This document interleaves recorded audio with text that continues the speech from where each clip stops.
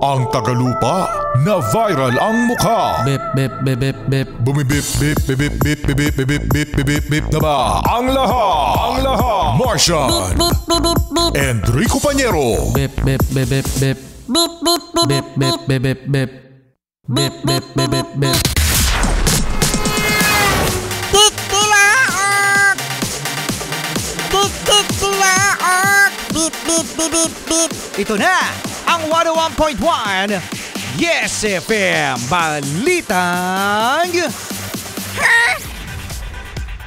Kamusta naman ang mga ES-Pre natin na nagsisimba? Yan. Kayo ba ay panatag mga yes-friend na ang inyong mga gamit sa simbahan ay safe? Siyempre hindi. Siyempre hindi. Mag-ingat pa rin mga yes-friend sa simbahan. Kasi katulad ng nangyari mga yes-friend sa may Northern Samar. Nangyari ito noong August 1. Di ba mga yes-friend, meron tayong mga nakikita na mga signage sa loob ng simbahan na please do not leave your bags, phones, or wallets unattended. Others may think it's an answer to their prayers.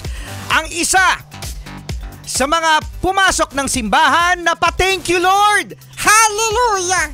Dahil meron siyang nakuhang bag. Nagaling sa nagsisimba. Hala, ninakaw! Correct, ninakaw ng isang lalaki mga yes friend ang bag na nasa likod ng isang nagsisimba. No? Mahalaga mga yes friend ang mga gamit na nasa bag at dahil sa merong CCTV ang simbahan, nahuli naman ang nagnakaw at nabanggit ng nagnakaw na kailangan niya raw ng pera. At alam nyo ba mga yes friend na nabanggit din ng nagnakaw na tama ka, Tolits. Answered prayer talaga. napa-thank you nga. Thank you Lord, may bag. Ay, hula ko dyan, Rico Pañero. Yang nagnakaw, makakalaya. Correct! Nakalaya, mga yes friend, ang nagnakaw. Yay! At paano, mga yes friend, nakalaya ang nagnakaw ng bag? Pinatawad siya, mga yes friend, ni Lord. Bukod kay Lord, mga yes friend, na nagpatawad sa kanya, pinatawad din siya ng babae na ninakawan niya ng bag. Wow, thank you Thank you talaga Yan. Bigla ako natakot.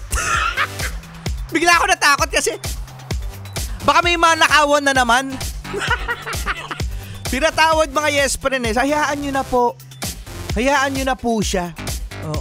Pinapatawad ko na po siya at nangyari naman po ito sa loob ng simbahan. Maaring ito po ay isang aral sa akin na dapat ko po bantayan ang aking gamit. Okay.